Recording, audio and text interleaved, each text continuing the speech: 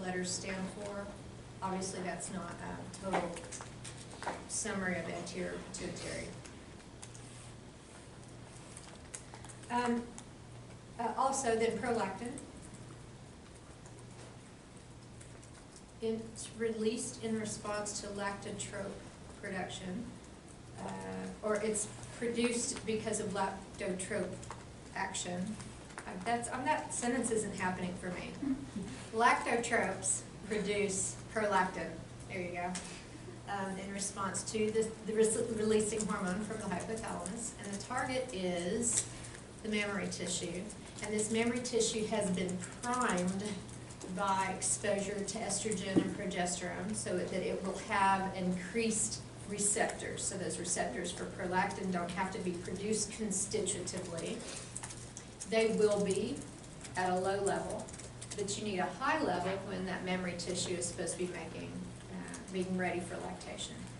And so estrogen will increase the prolactin receptor there. And the action of prolactin ultimately will then be the production of milk, or lactation, prolactation. And it's inhibited by prolactin inhibiting hormone. The other partner for lactation is oxytocin. The other hormonal partner is oxytocin. It comes from the posterior pituitary, which is just cute that you have, I don't know, that's just tag teaming, both lobes, both breasts, released from the posterior pituitary. So now, recall that posterior pituitary, that hormone, where was oxytocin actually produced? In the hypothalamus. And then via that neural tract, it is then placed in the posterior pituitary. So it's produced by the hypothalamus, released by the posterior pituitary. So that's just really kind of different than anything else. And it will target the uterus, and it will also target alveolar glands or breast tissue and stimulate the release of milk. So you produce milk and release milk via two different hormonal controls. So prolactin is production, oxytocin is release. So oxytocin is really something that will cause contraction of smooth muscle. And so that will cause release of milk, and it will also cause contraction of uterus. And there are some other things it does from a standpoint of emotional or bonding between baby and mother. Empathy, trust. There are people who just need oxytocin.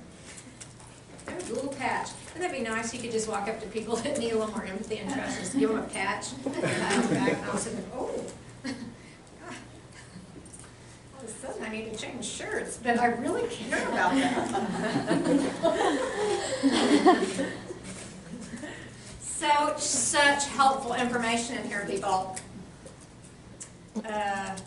And so the response for oxytocin is interesting, and we'll talk more about this also with obstetrics. My daughter, she just got married, and she told me yesterday she has an appointment. I said, what do you have an appointment for? She says, OB. And I said, you do? And she said, oh yeah, remember I told you about that? She said after I get married, I should come back and have an appointment. I was like, okay. Did you know an OB means pregnancy? I mean, she's like, oh yeah, I've never really known the difference. Don't just tell people I have an OB appointment. But really, why would you tell people that anyway? Don't tell your mother. Yeah, okay, so I've got to call the appointment. Why does she not know that? She doesn't use bleach. Do any of you not use bleach when you do wash? Are you afraid of it? Yes. It's a millennial thing. I used to. Oh wait, I thought you were only supposed to bleach all white things. Why do you need work? I just like detergent in there. Okay, all right, okay. I love laundry. I love doing laundry. I'm one of the people, I love laundry. If laundry is going, everything in the world is fine. Doesn't matter what's going on. If something happens, I go and start laundry. I love laundry, the smell of laundry, clean clothes. heat. I love it all. I do. I'm a freak for it. So I did all the laundry. I taught my daughter to do laundry right before she moved to college. I was that kind of mom. So then I went to her house when she moved, the day she moved, and I was like, oh, you might use, are you not using bleach? And she said, oh my God, no, I'm terrified of bleach. And I said, what? And she said, so is my roommate Elizabeth. And Elizabeth was like a real cook and homemaker type. And she did not use bleach either, so Elizabeth didn't use bleach. I'm like, why don't you use bleach? So I'm talking to one of my girlfriends, she says, my girls are terrified of bleach. I just don't get it. You just use it with whites, and then your whites are just incredibly white.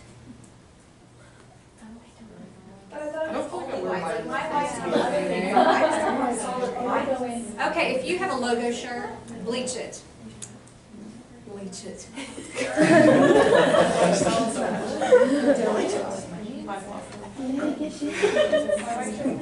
Okay, let's just move on. You people are just freaking me out. It's a thing. People aren't using bleach. What is there to fear? Colors on the black shirt. Oh, honey, baby girl, come here. Bleach stuff. Bleach, it won't take the color out of, no, bleach things. They're nicer white. And your socks will be white. Or just buy black socks. That's the whole new thing now. All you millennials just wear the black socks. They don't like bleach stuff. Now I get it, my butt. And they don't stay. It is. It really is smart. My husband is now wearing black socks because I just was like, there were too many rules for him to follow. He could not follow. Okay, I'm going to take the nipple off there and move from bleach. All right. So anyway, this is lactation in a slide, and we'll do it again, and we'll lactate again later. But that you have this little picture here of the hypothalamus, pituitary gland for lactin oxytocin. There it is. I think that's the last time. Oh no, it's not. We had another posterior pituitary hormone, ADH, antidiuretic hormone, also known as vasopressin. So we talked about it during the cardiovascular system. And again during renal, I think. So, hypothalamic stimulation. Hypothalamus is making ADH, sending it to the pituitary gland, and it will be released from that posterior pituitary gland once the hypothalamus is stimulated to do so. And so it's just an interesting way that all that's cooked up. But because antidiuretic hormone is going to be against urine flow, so retention of water, increase of water, keeping water. So then that means that when blood pressure is low or osmolality is high in salts, low in water, then you will be stimulated to make ADH to retain water, and that will increase blood volume, decrease osmolality, increase blood pressure. And so, in response to high blood osmolarity, the low pressure receptors will also feed this information back. They were in the great veins, also the left atrium, right atrium, and pulmonary veins. When the pressure is there is low, the hypothalamus will get stimulated to release ADH. And so, there's a continuous low-level release. That makes some sense, that you're not, you're just always keeping a tone of water retention. But you can also tweak it by increasing hormones. So there should be an ADH low level at all times that then also peaks. And that's really true for most of these hormones, that there's not zero, that you have a low level constitutive release, then that prompts the system to have receptors in place and all of that. That's not necessarily measurable or needing to be measurable. But you'll have these increases under certain conditions for ADH. And then the kidney will be targeted to place those aquaporins in the collecting duct, which will actually increase water retention or reabsorption from the filtrate. It's inhibited by its own production. And then just the correction of the things you needed to correct. So when osmolality will, that really should say, did I have that wrong? I think just for a minute. Increasing blood blood volume, increasing blood pressure, but it should be decreasing blood osmolality. It should decrease its.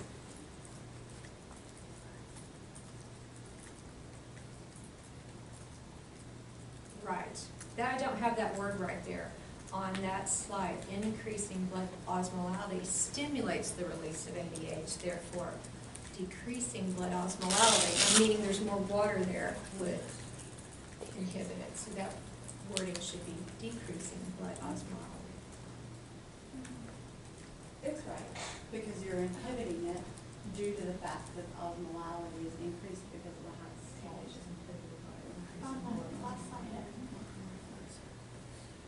It's inhibited by having changed osmolality. Yeah, so ADH is just released by increasing blood. Yeah, it's increased when and when salts go high and the volume goes low, you should increase ADH to retain water and get this closer together. So I think I have that word wrong there. So blood osmolality is getting corrected or decreasing, and it could inhibit it. So fix that word. Does that make sense? Yes. Yeah. I mean, yeah.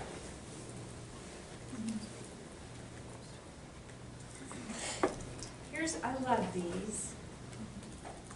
I love this little cartoon. There's lots of little dills there, but it's so clean and friendly.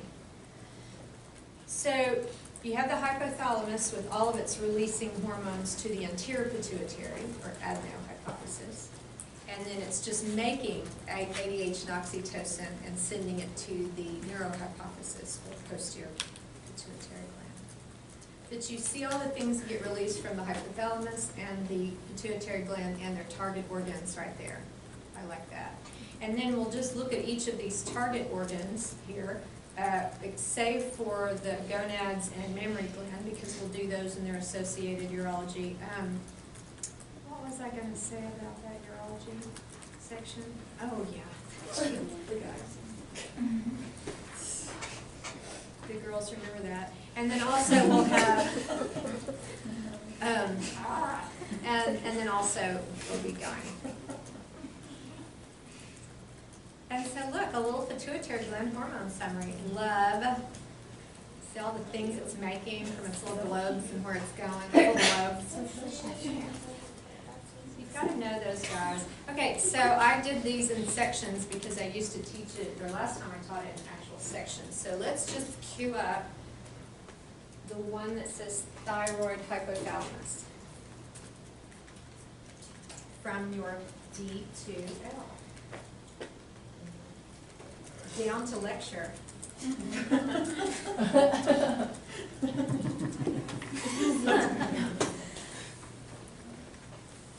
how I get better. You trying to change what? You're on it. I'm already there, so do I just get back Sorry, here? Woohoo! I don't need no stinking help.